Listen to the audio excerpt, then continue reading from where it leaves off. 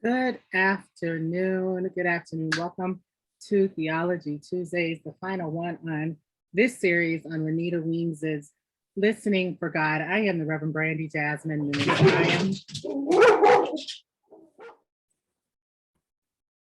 and I was saved by the knock.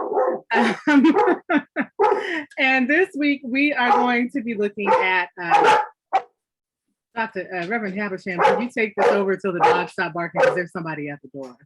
Okay, yes. Greetings. We are here for our last session and input on Reverend Dr. Renita Weems' book, Listening for God. The last two chapters, chapter 3 and chapter 4, the installation on that. We will begin to wrap it up today as we listen to her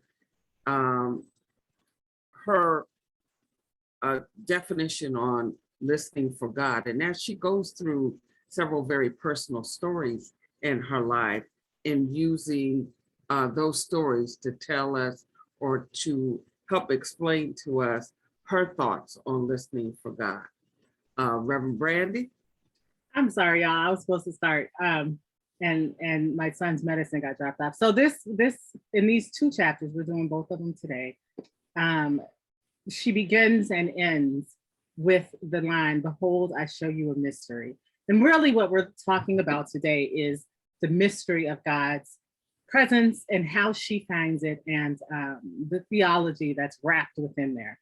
So she talks about being married. She talks about having being a mother. She talks about what that journey looks like. And she also has these really interesting conversations about God that's wrapped up in there. So I want to start, Reverend Habersham, with her concept of memory and how she says that memory is God's pulling the past into our present in order to show up.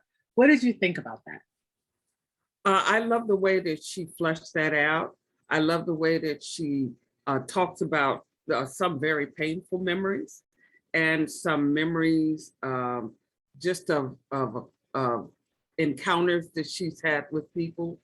And she uses those to talk about how she understands that to be a part of the process of listening for God. And so she talks about bits and pieces and bringing those together, sometimes over a short period of time, sometimes over decades and over many years.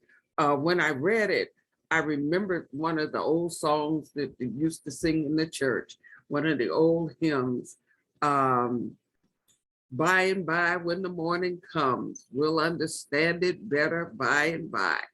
And she makes that real clear that if she has a quote where she says that sometimes we think God is silent when in fact we are the ones who remain silent to God by our refusal to listen to what our memories are trying to tell us.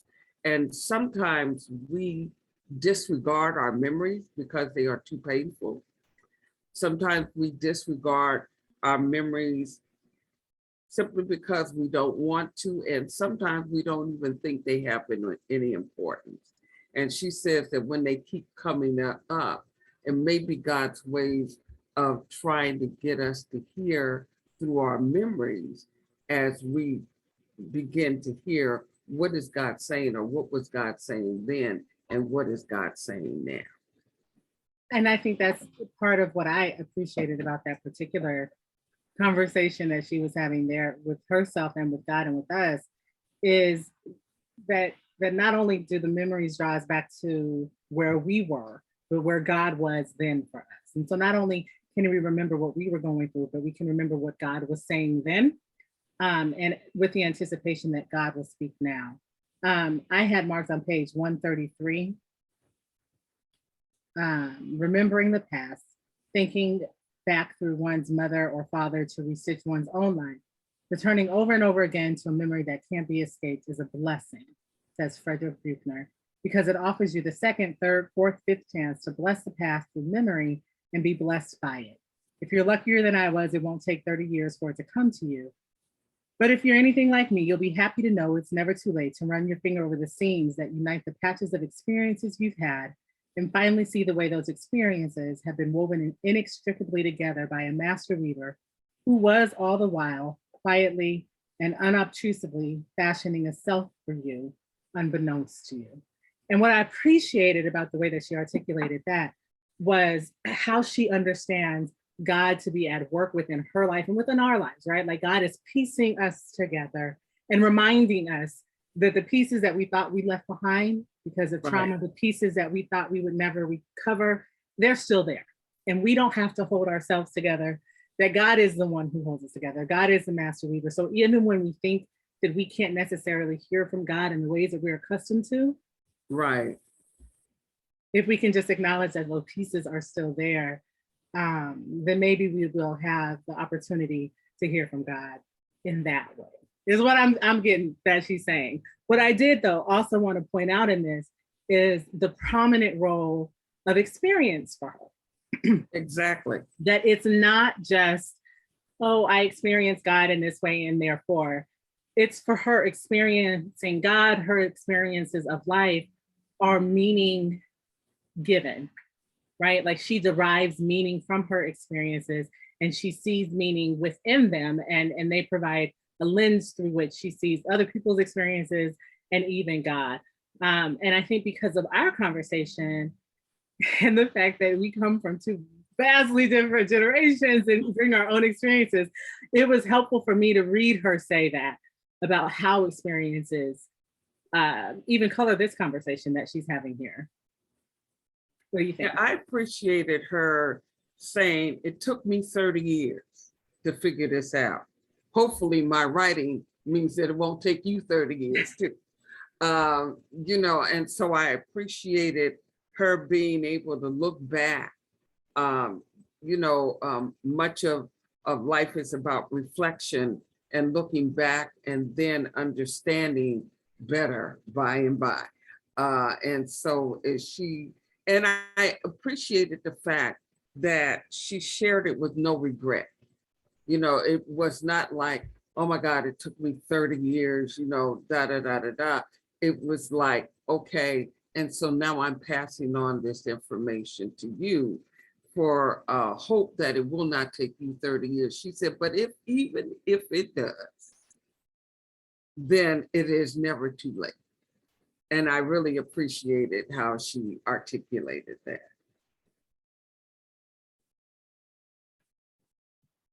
What else did you find meaningful? I know you wanted to talk about page 148. Am I saying that right?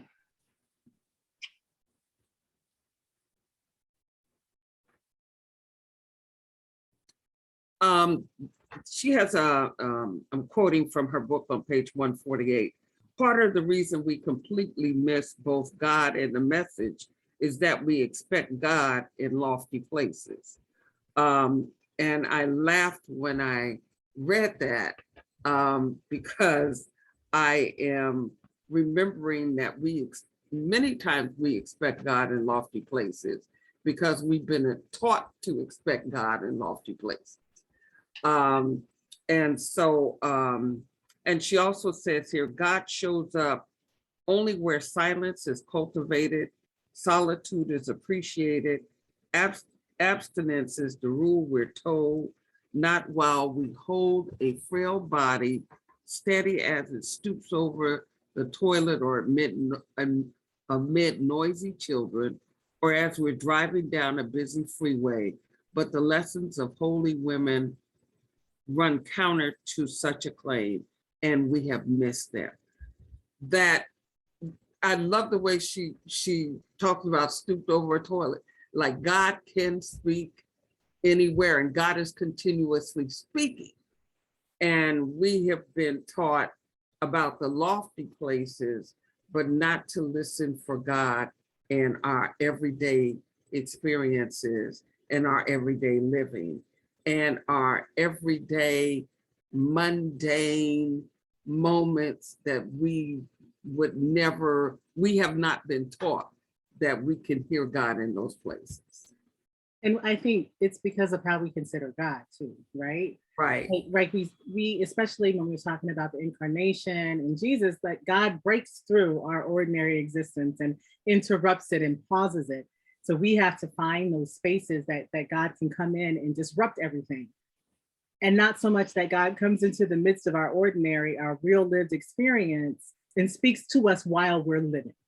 And that I think it's a shift in us theologically. Like I can hear from God while I'm sitting here fighting with my kids or the dogs barking.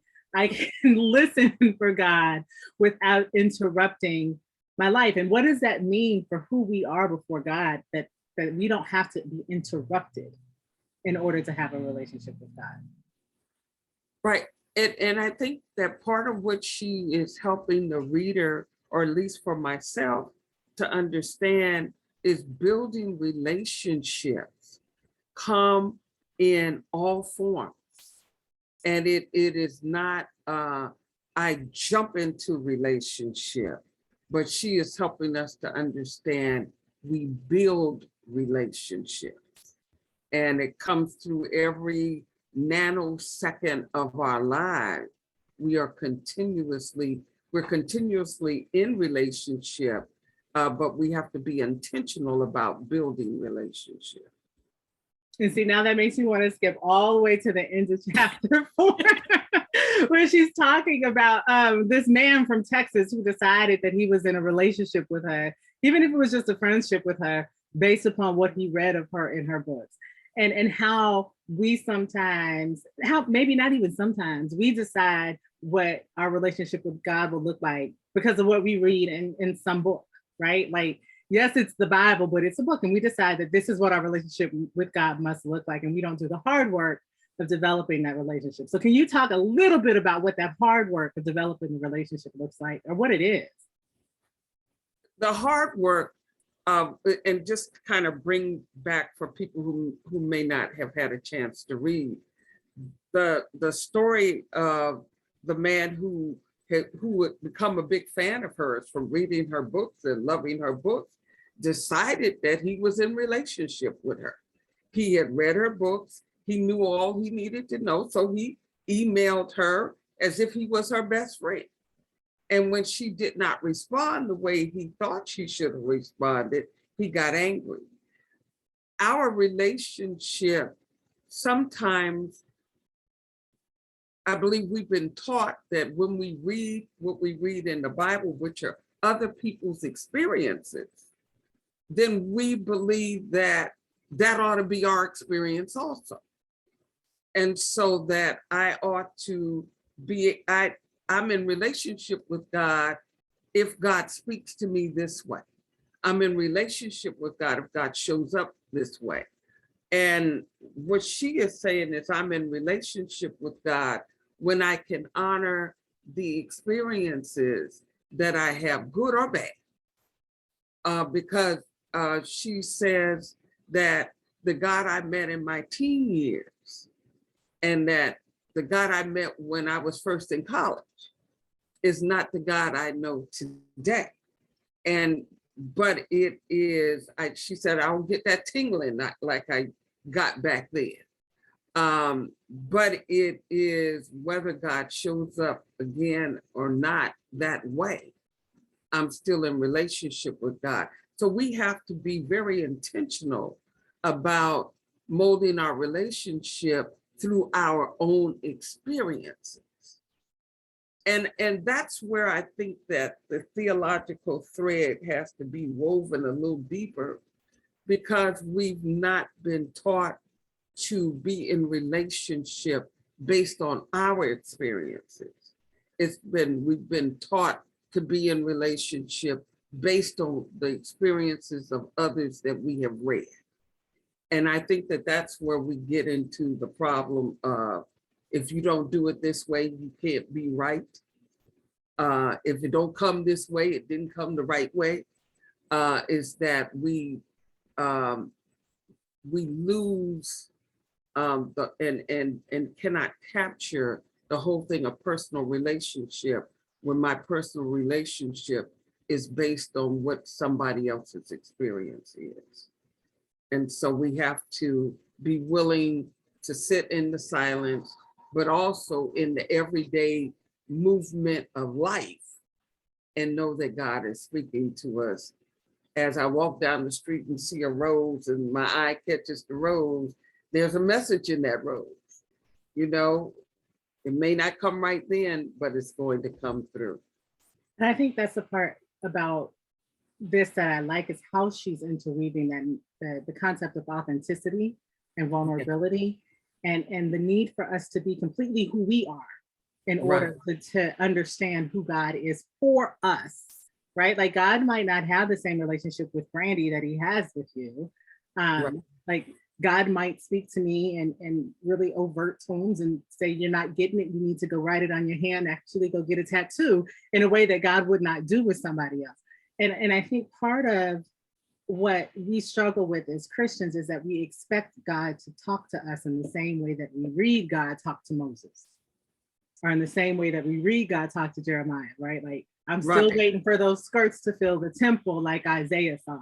And I think what she's pushing us here is to have our own experiences based on our own spiritual journey. That sounds so weird coming from my mouth. On our own. That was like the churchiest thing I've ever said.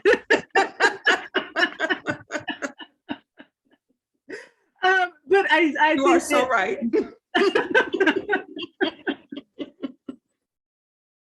But I think that the inner journey part, the in our own personal journey is richer than trying to grasp the fullness of who God is for us, right? Than trying to figure out, okay, is God taking a Sabbath when God isn't talking to me? Am I just not here? Like, what is going on with God when I can't hear God? Is a bigger question that's more difficult to answer than where am I? And what am I looking for when I think God is silent? What do you think? Right. I think that we get so caught up in this whole thing of silence that, well, God must be angry. God is not talking to me.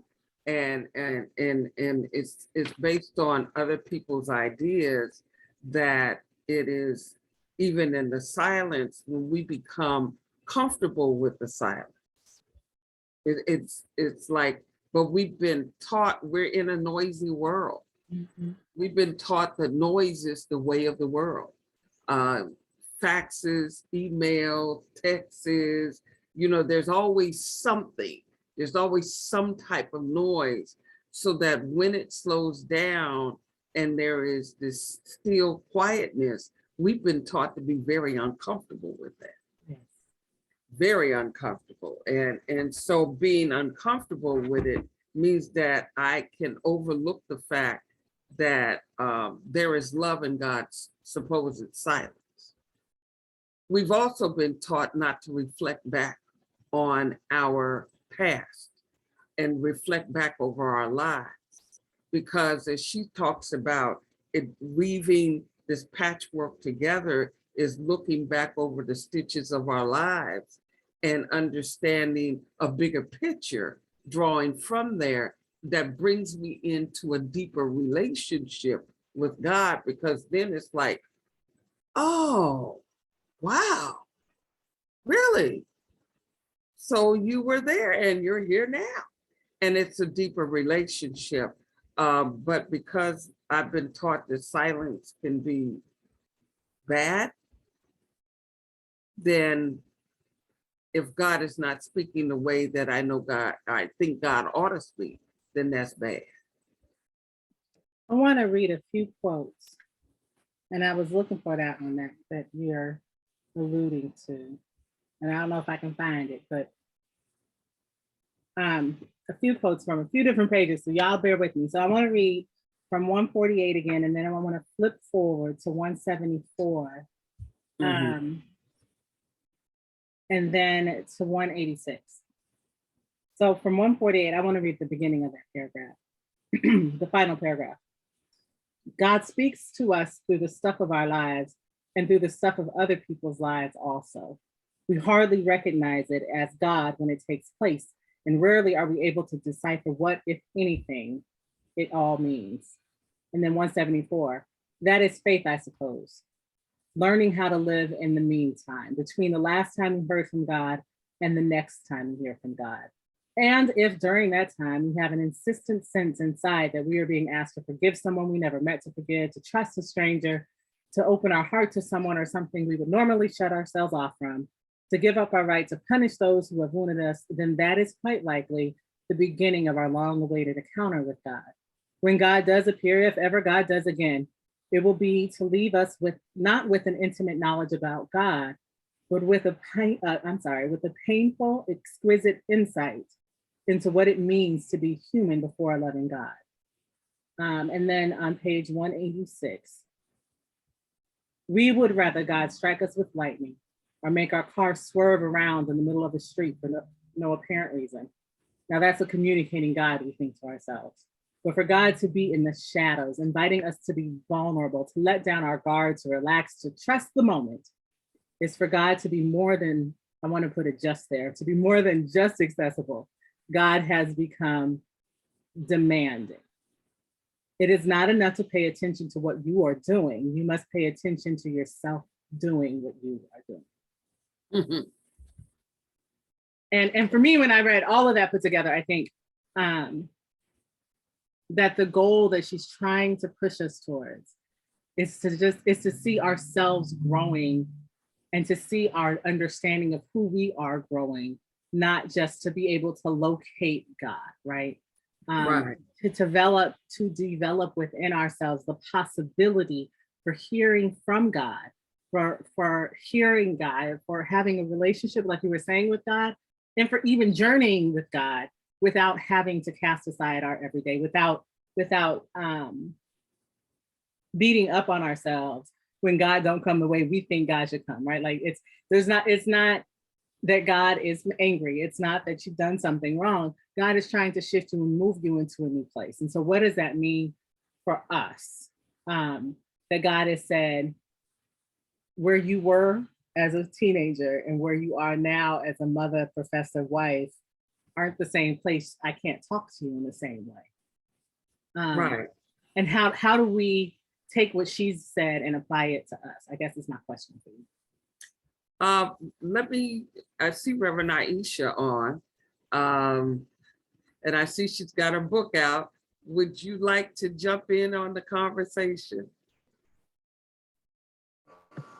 Thank you. Good afternoon. Glad to be here. Glad I got my book, although we're finishing it up.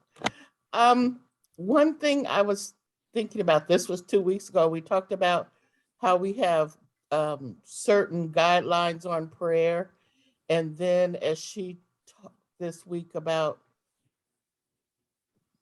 what's behind us and going forward. And I was thinking about when I first became a Christian, we did have an acronym. I don't remember now. I was going over it the other day, but we had an acronym on supplication and petition, and you had to have these things in your prayer. Otherwise, your prayer wasn't right.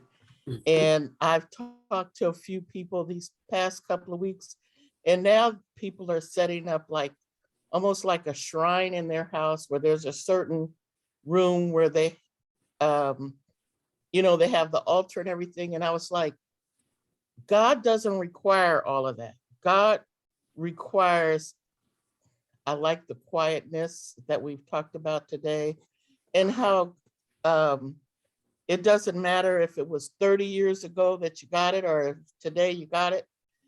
So God doesn't have all these rules. We're putting in all those rules. And so I'm glad she's addressing that. God doesn't require all of that to have a relationship with God. Thank you, Reverend Aisha. And while I would say God does not require all of that, I would say for some people it is necessary in their relationship because that is how they move in and out. What I love about what she does and what you just said is that there are so many ways to encounter God.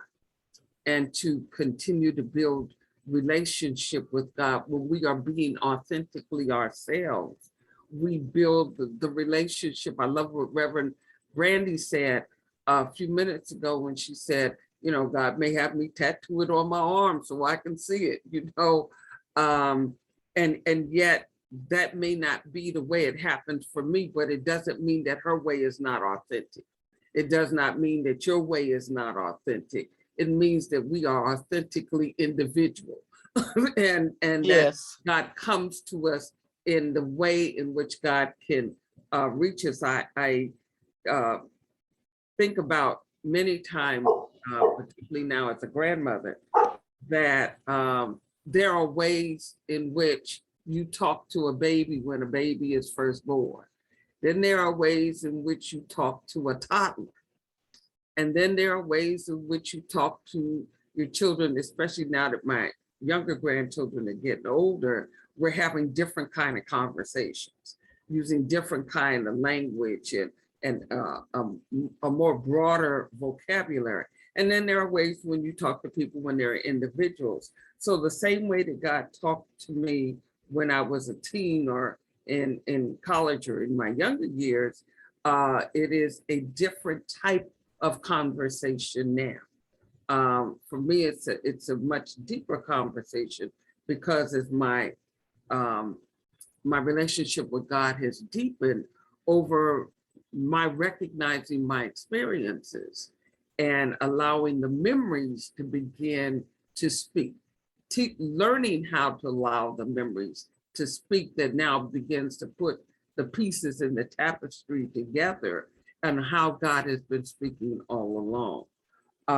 And so it is a part of the inner journey. There's a part on page 172 when she begins to talk about the inner journey. She said, I wanted all the benefits of the inner journey without any of the responsibilities that came along with that. I wanted God to speak to me, but I didn't want God to comfort me. And on 173, she says, with the inner journey comes great risk. Courting an inner life means running the risk of being changed. In our urge to know more about God, we may wind up learning more about ourselves than about God. Reverend Brandee, what you think about that? Oh, I replaced Spotlight. Let me add Spotlight. I had that underlined too, because what I was thinking about as you were talking and as we're reading all these quotes is how in theology we have these two different schools, right? And they're schools of how we approach theology. Do we approach theology from God down, like God comes to us, and so our experiences are less valid, less important? Or we start from the bottom where we are approaching God. And so our experiences of God and of life matter. And I think here she's kind of flipped that paradigm on its head, right? Like we approach God and God approaches us and our experiences matter. But when we do that, we see ourselves better. And so when she's saying that as we are trying to find God, as we are trying to do all of this theology talk, what we're really doing is building a concrete anthropology where we can acknowledge our own selves, acknowledge our own history, our own faults, our flaws, our inability to even see each other's stories clearly, to see each other, to value each other. As human beings before God, we are able to be human and to acknowledge our own humanity without putting demands on God to pull us past that. And we can sit in the midst of our stories and live our lives and accept God the way God comes. And when you're talking about the way we talk to kids, I would be upset if my mama talked to me the same way she talked to me when I was 12. Exactly. Highly upset. Highly upset. Like, I am a grown woman, but we do expect that of God, right? Like, I've been in ministry for 20 years and you're right. You probably shouldn't be talking to me the same way you was talking to me 20 years ago, because I'm a grown woman. And I think that when we are able to sit within our stories and recognize that we are living our realities as God is speaking to us, as God is imparting without interrupting, within our real lived experiences, then we're able to hear God as God comes and God's authenticity without having to meet our expectations of who God should be for us, right? God can be God when we are authentically us. Does that make sense? I hope that makes sense. Oh yeah, I like that. When we are authentically us.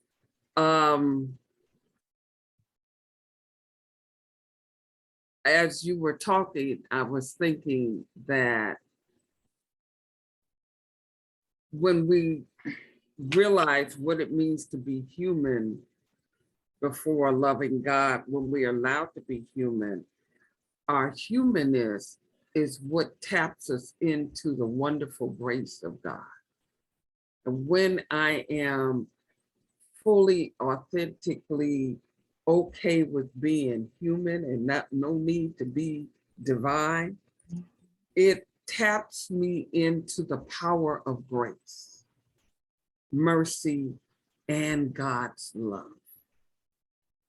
That it makes it so real that I don't want to escape.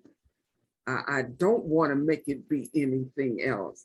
And it makes me, I'm so okay with being human because I understand more about the power of divine that I dare not even begin to think that I have to be or need to be that way.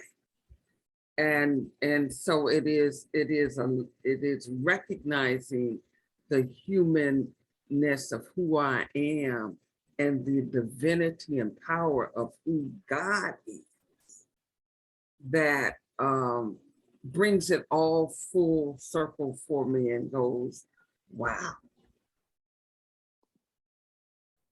Reverend Aisha, I see your hand raised. You're on mute.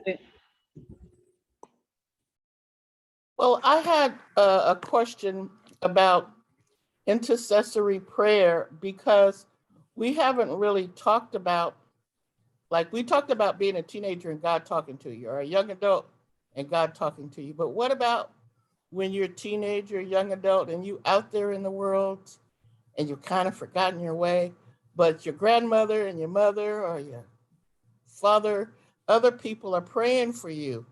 And so, and you covered with the Holy Spirit.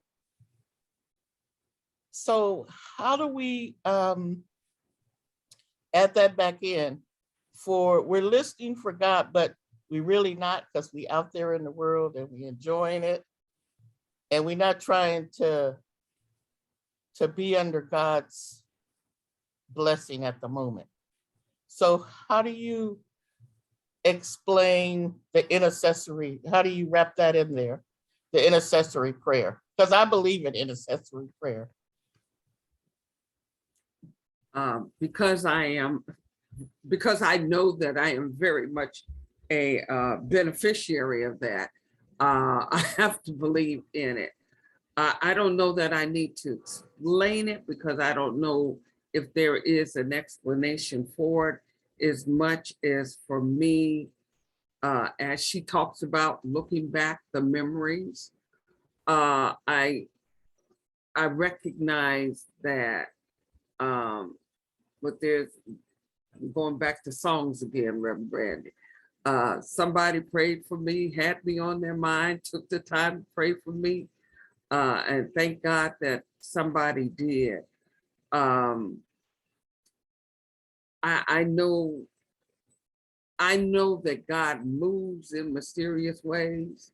And I know that my life is very much a testament of God moving on other people's prayers when I may have known to pray, but refused to do it anyway. And so, and my own experience and belief lets me know that God shows up in ways that we cannot explain. And I would say this not only for somebody who's out there not believing or not wanting to be a part of that, but for those of us who believe and who are a part of that, but maybe life has showed up in such a treacherous way that we are unable to even pray for ourselves. And that has nothing to do about whether or not I believe. It just has to do with the fact that that's what life has showed up, and that's how I'm able to manage it at that point. And somebody else has to do the praying because I can't. So I think intercessory works whether or not I'm way out there or whether or not I believe I'm way in there.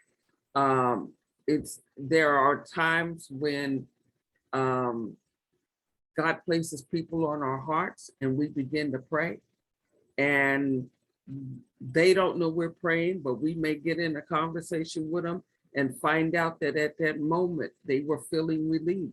Whatever it is, it's the vastness and the divineness of God and our humanness that shows up, that, going back to what we were just saying, allows me to own my humanness and allows me to appreciate God's divineness.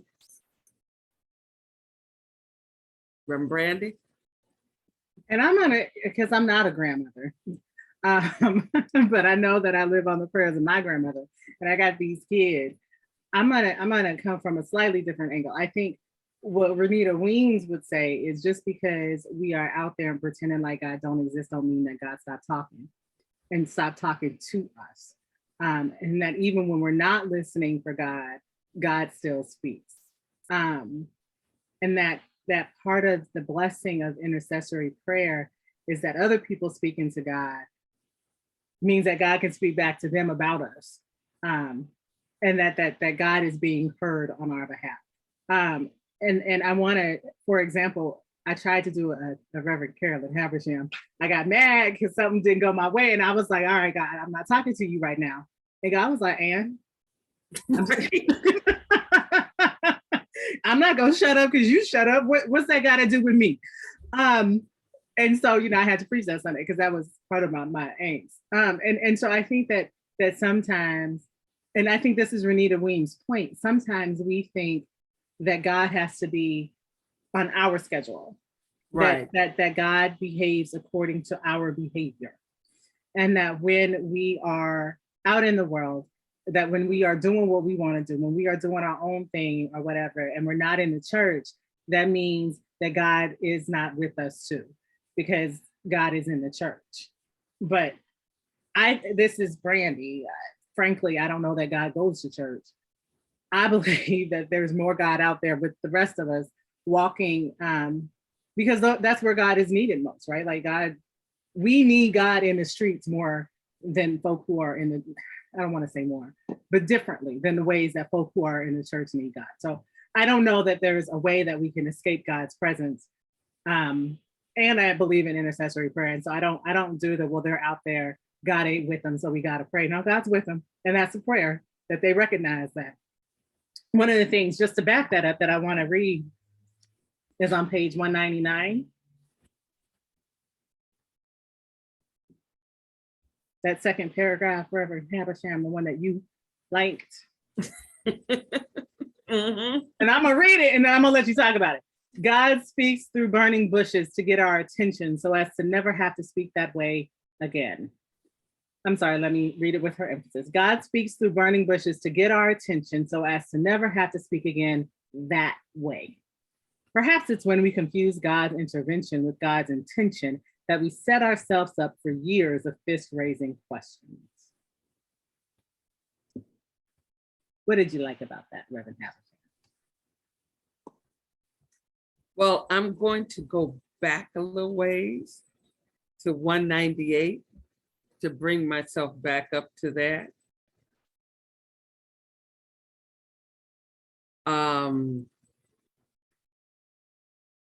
Silence can also be an invitation to communicate without words, without thunder, without burning bushes.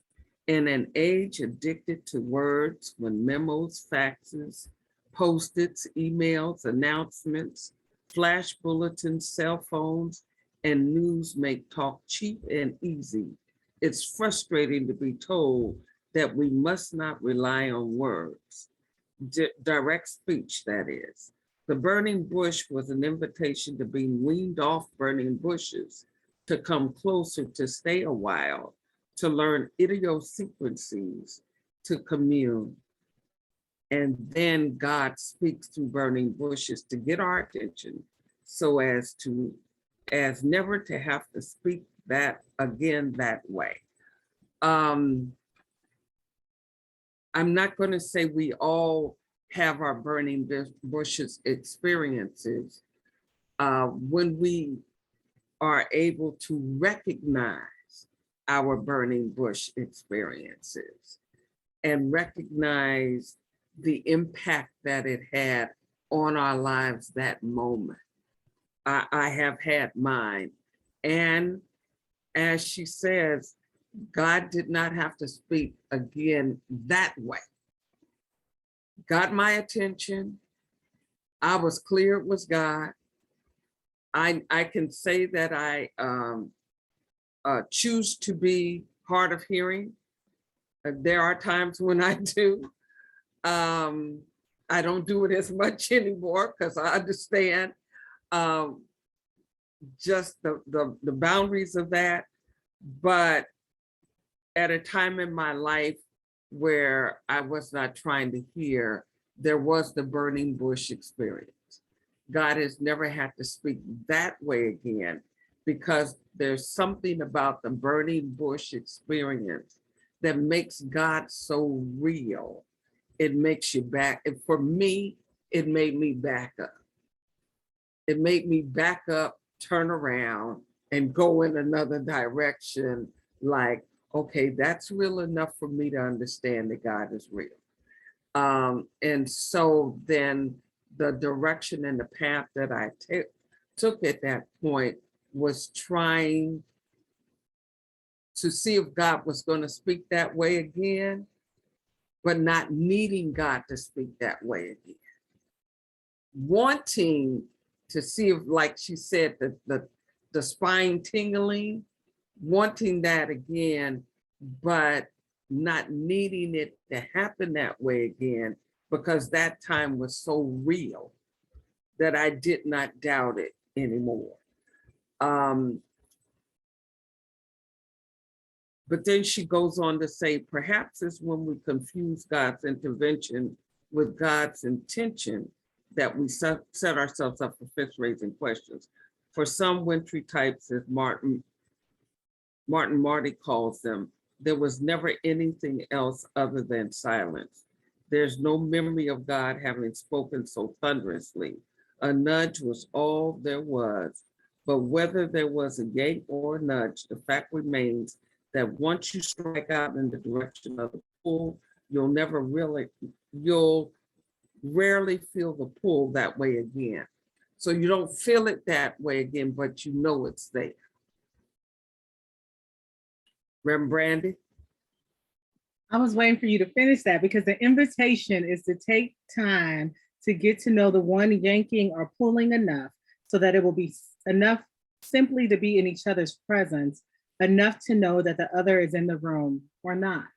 And I think I had gave y'all homework the last time we were on to look for new ways, to find new places, to see if you are capable of hearing from God in places that you had not heard from God before. And I had given the example of my mama's shower, which is, I don't hear from God in the same in my shower as I do in my mama's shower. It's a different.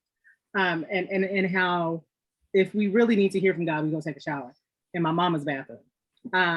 And so I wanted to talk more about what that means in this context, because what I think Renita Weems is doing here as she closes is saying God speaks to us differently because we are different. Mm-hmm.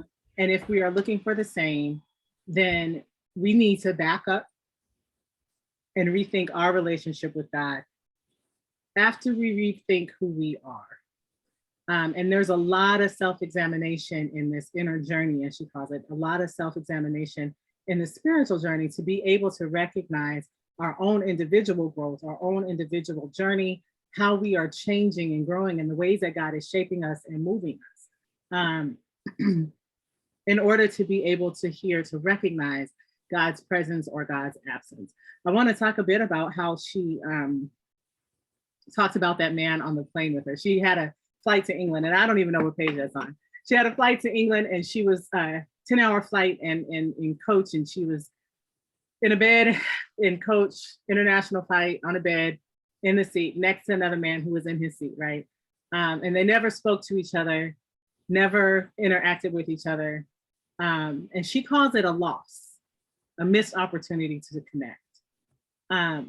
But I think that in those moments, even though they never spoke, with the exception of saying, excuse me, they never had a conversation, she was always hyper aware that that man was there. Right. And they were comfortable enough with each other to be able to fall asleep. Like if you are unsafe next to somebody, you're not gonna sleep. So they were safe, they knew they were safe, and they were hyper aware enough with each other's presence. My thing right now is my kids do this breathing on me thing. I can't stand breathing on people breathing on me. It's not a thing, I hate it. They were breathing on each other. They were sharing each other's air particles.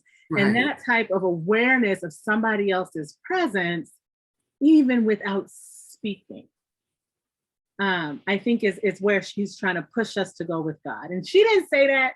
She said it was a missed opportunity to be human. I think that the way she painted that, the picture that she painted, she missed the opportunity to encourage us to be aware of God's presence like she was aware of that man's, to be so hyper aware of when God is there that we don't even need to hear God's voice to know that God is present.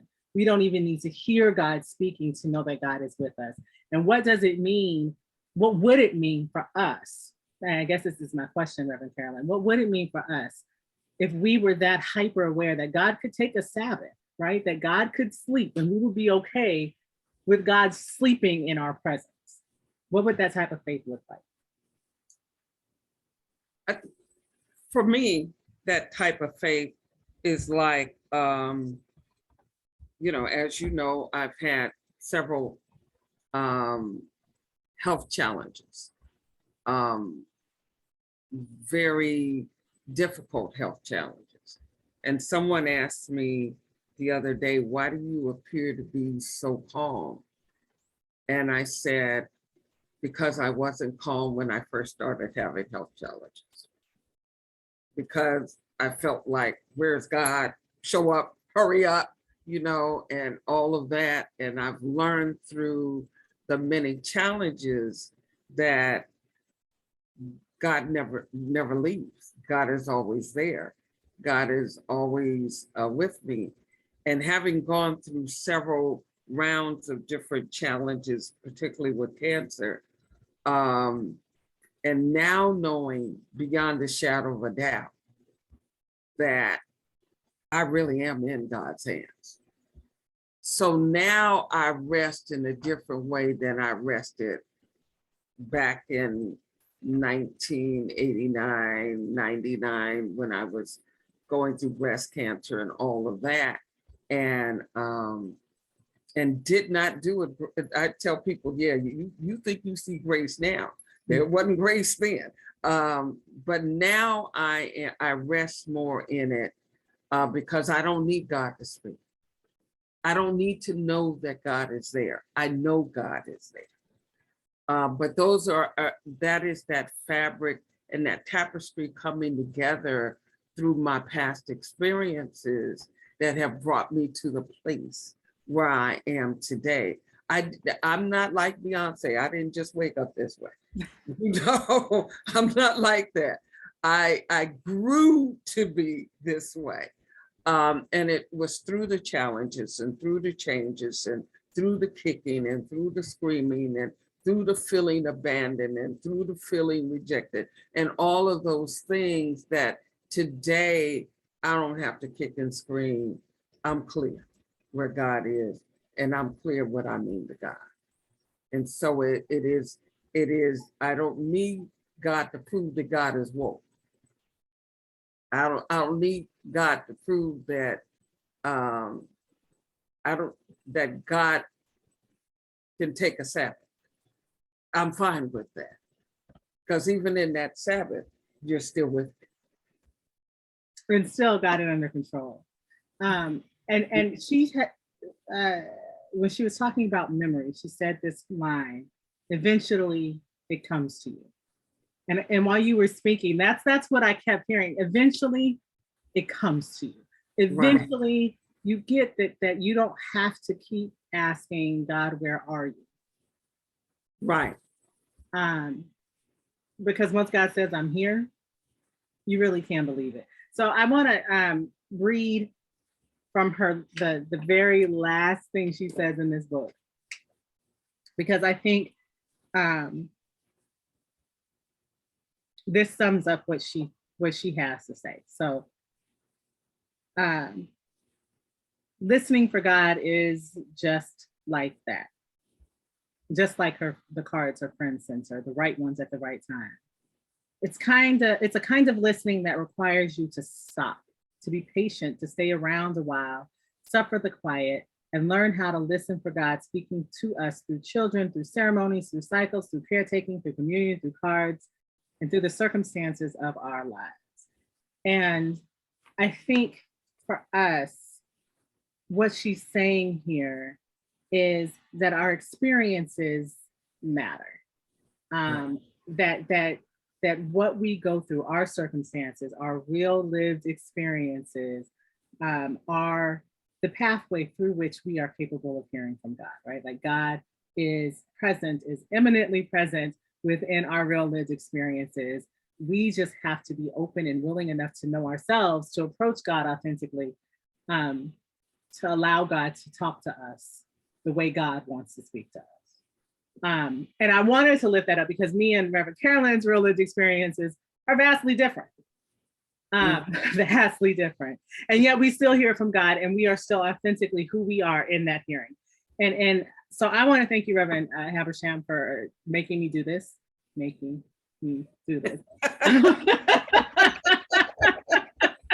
Because I do agree with Dr. Weems that we live and we grow, and throughout all of our lives, circumstances, God speaks to us and grows us in who we are supposed to be. So even though, we don't have time to get into why I really don't like what she does with Leah, even though I can read that and feel some kind of way and be upset about it, I recognize that that's because God has moved in my experiences in a way that God didn't move in her experiences, because she didn't need that. I did. And so we are able to see God moving in these different stories of each other's lives in a different way. And so I want to thank you for making me do this so that we could have this conversation about how God treats us differently, because we are individuals before God, authentically and vulnerable. And that means that God can reach us. And that's my last word. Go ahead, I'm listening. I love how you say how I made you do this. I think that is hilarious, real hilarious. I said, yes, I would love for you to do this. I think I would just love to hear you teach. And you said, I refuse to do this if you don't do it with me. So I love the way I made you do this, but I thank you for pushing it, because while I have read the book years ago and coming back to reread it again at this point in my life and seeing many different things and being able to do this intergenerationally, because there are several generations that separate me and you. And so we see life very differently. We live in very different worlds. It is a blessing and an honor to be able to do this with you and to be able to see how God speaks and to be able to articulate that to the audience through different generations, but through the same medium called God. And to know that God meets us in right where we are, who we are, and to be reminded that our circumstances matter and how we see them and see God. And that when we are trying to forget things of the past, it may be in a place where we are missing what God is saying at this time. But even if we've been trying to forget for years, and even if we have been committed to not remembering, the fact that we are still here says there are still opportunities to get a deeper relationship with God by way of those experiences. And that is what I love about how she brings out what she brings out in the book, and how she reminds us of the love, the power, the grace, and the mercy of just who God is in the midst of our circumstances, and becoming our authentic self as we are always becoming.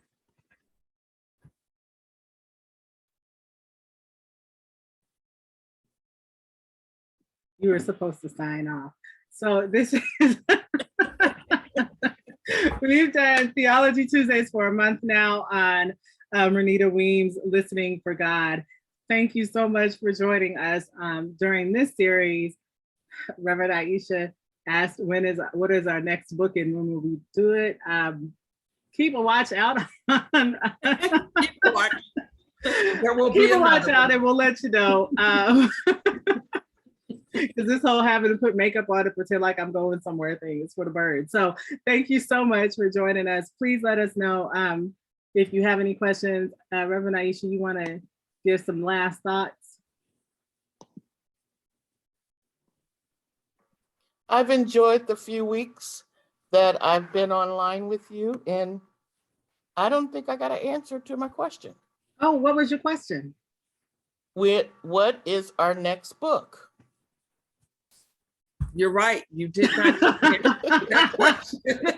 But if you when God watch out, speaks, when God speaks and lets us know, we will be listening for the voice of God. And when God speaks and lets us know, we will keep you apprised. Okay. yeah. So I'm going to be praying as soon. That God speaks to you very soon. That's my intercessory prayer. We'll be listening to all of the circumstances of our lives and all the noise Right. and in the silence. Well, thank you. This has been wonderful on my Tuesday afternoons. Praise God.